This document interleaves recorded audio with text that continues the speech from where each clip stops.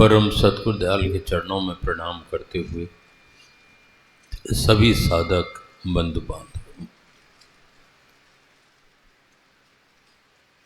अभी हम सभी लोगों ने महापुरुषों के जीवन से संबंधित कुछ अंश अग्रवाल साहब द्वारा सुना लिए गए शब्द, कीर्तन, भजन सभी का श्रवण कर रहे हैं। हमेशा की तरह हम निरंतर कुछ न कुछ महापुरुषों के जीवन के वृतांत सुनते रहते हैं, श्रवण करते रहते हैं, पर उसमें से क्या हमें लेना चाहिए, क्या नहीं लेना चाहिए, बल्कि उनके जीवन का तो एक एक शब्द ही बहुत होता है। पर फिर भी उन्होंने परमार्थी रास्ता तय करने का तरीका उनकी घटनाओं के अंदर मौजूद है। उन्होंने वास्तविकता को जाना है, समझा है, अनुभव किया है और वो व्यक्त किया है। उनके वचनों में वही आता है। जैसे भी अग्रवाल साहब ने लिया था हसन बसरी साहब का, अभी हम पूछें कि वो तो अब तो हमने बता ही दिया नहीं, लेकिन कई लोगों को पता ही नहीं होगा कि कौन से कथा ली थी। बहुत से लोगों को नहीं पता होगी कि कौन से कथा, लेकिन कब जीवन वृत्तांत था। और उसका कारण होता है कि हमारी एकाग्रता की कमी के कारण हमारा मन बहिर्मुखता की तरफ दौड़ता है, बाहर की तरफ दौड़ता है। शरीर यहाँ रहता है, लेकिन अंदर से हम दौड़ते रहते हैं, तो जो कुछ यहाँ होता है वो नहीं सुन पाते, समझ पाते और उस पर ध्यान नहीं दे पाते। सत्संग हमें यही सिखाता है, समझाता है कि जब हम सत्संग के अंतर्गत हों, तन मन से एक चित्त हो करके उसको सुने और सुनने के बाद उस पर मनन करने की भी आवश्यकता होती है। और जब हम मनन करेंगे तो निश्चित है कभी ना कभी वो अमल में भी आ ही जाएगा। और अमल करना जब शुरू कर देंगे तो हमारी पात्रता बढ़ेगी और सद्गुरु की कृपा का हमें अनुभव दिनों दिन बढ़ता जाएगा। दुनिया के कार्यों के लिए पूरा समय है हमारे पास। सत्संग भजन बंदगी के लिए वही 1-2 घंटे कभी कभी मिल जाते हैं हमको, लेकिन वो जीवन में कुछ ना कुछ उसका रह जाना चाहिए, ताकि हमारी जीवन की जो यात्रा है वो सफल हो सके और हमारी जो लक्ष्य है यहाँ आने का, उसके प्रति हम जागरूक रहें और वो ऐसा कुछ हो कि यहाँ से जाएं भी तो उनके चरणों में हमें जगह मिले। ऐसी करनी रहने की आवश्यकता है। निराशावादी कभी नहीं होना चाहिए कि घबरा करके छोड़ बैठे, भजन बंदगी छोड़ दें, ये छोड़ना है वो छोड़ना है, कोई फायदा नहीं। ये मन में जो विचार आते हैं, ये विचार हमारी कमजोरी को प्रकट करते हैं। भक्तों की जीवन देखें, भक्त प्रहलाद का देखें, अटूट थे, अटूट भक्ति थी, विश्वास था, हर स्थिति से गुजरे, लेकिन भगवान की आराधना, उनका विश्वास कभी नहीं छोड़ा।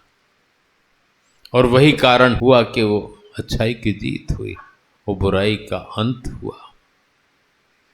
ये सब हम सुनते हैं कथाएं, लेकिन वास्तविकता जिनके अंदर छिपी हुई है उसको अनुभव भी करना चाहिए और समझने की भी जरूरत है कि हमारे अंदर कितनी दृढ़ता की आवश्यकता है।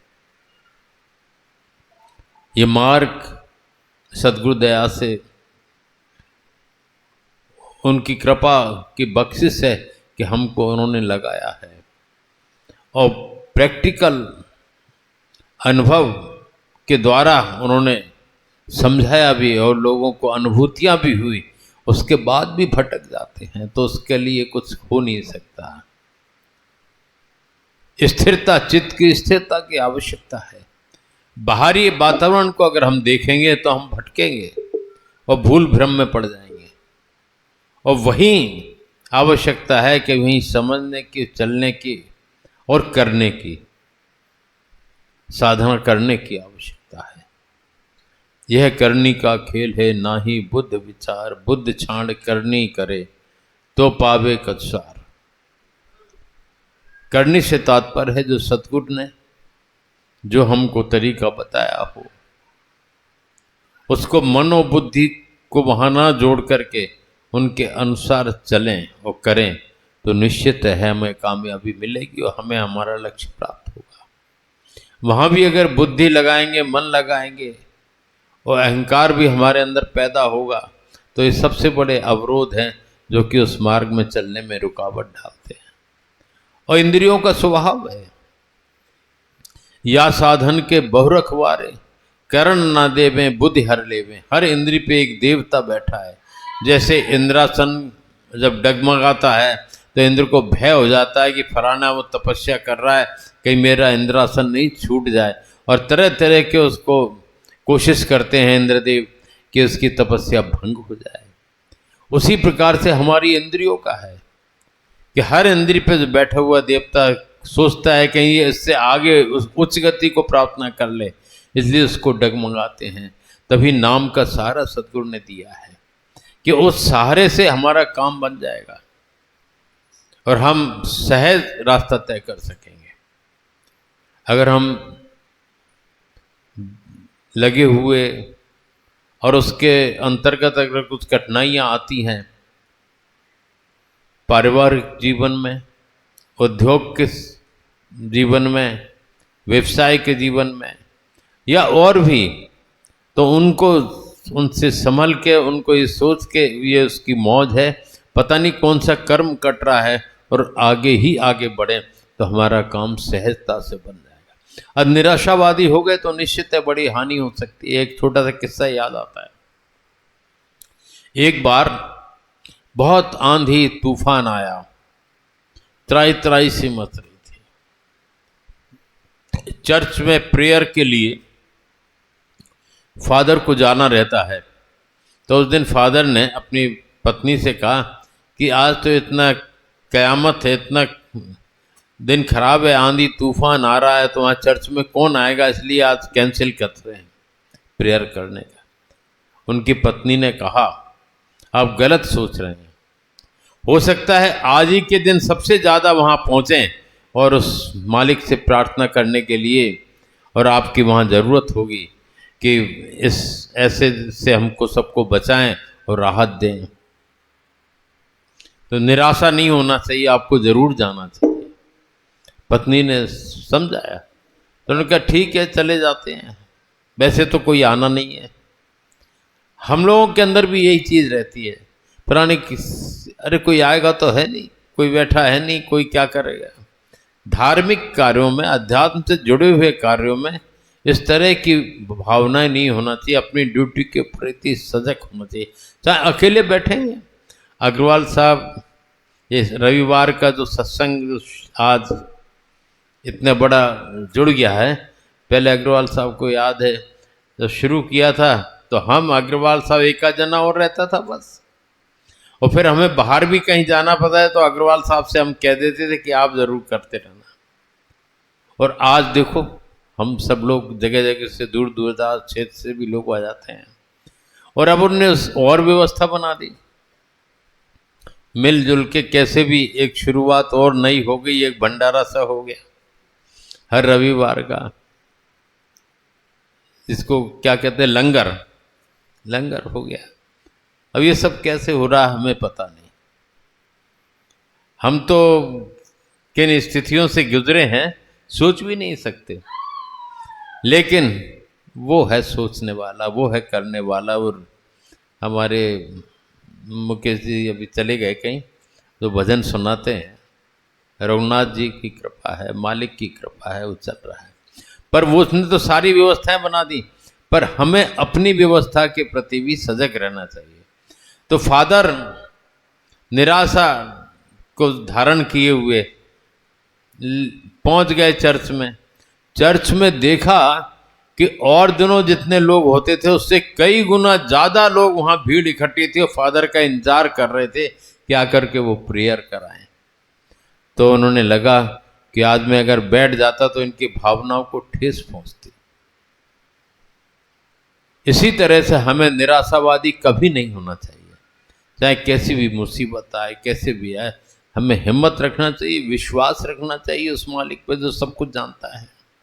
सच्चा विश्वास, डामाडोल स्थिति की नहीं कि हम तो बहुत विश्वास करते थे, हम तो बहुत भाव था हमारा, ये था, ये सब डामाडोल की स्थिति है। भाव यानी भाव है, स्थिरता है, सत्यता है। समर्पण माने समर्पण है, वो समर्पण होता है। और जैसे कि फादर ने दशा देखी तो अश्रुपात हो गया उनको, उनका देखो आज कितनी बड़ी गलती हो जाती है। तो हम लोगों को भी छोटी छोटी बातों के पीछे बड़ी चीज नहीं छोड़ना चाहिए। ऐसी चीज से हम अलग ना हो जाएं जिसकी की कृपा की हमें आवश्यकता है, और जिसकी कृपा से सब होता है, सहज होता है। जैसा सदगुरु ने नाम बख्शिश में दिया है, उस नाम का श्रवण करें।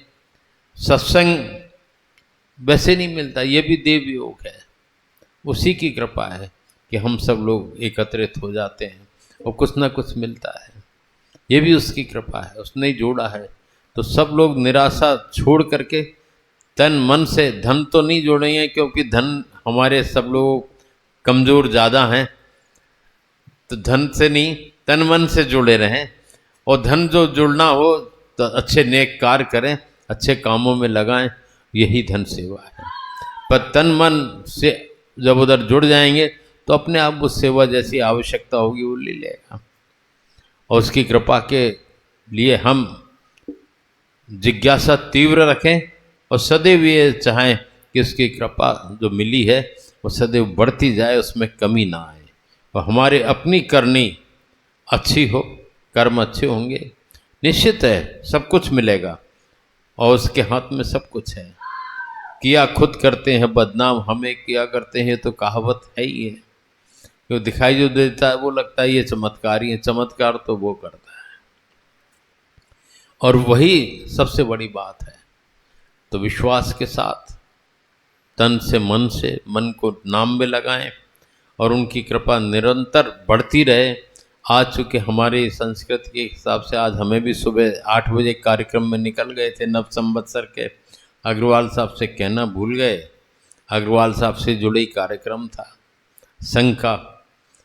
तो नव संवत्सर, नए वर्ष की, हिंदू नव वर्ष की बहुत बहुत सबको बधाई, बहुत बहुत शुभकामनाएं। अपने आप को सचेत होकर के नई शुरुआत करें और प्रेम और समर्पण के द्वारा उसकी कृपा हासिल करें। ओम।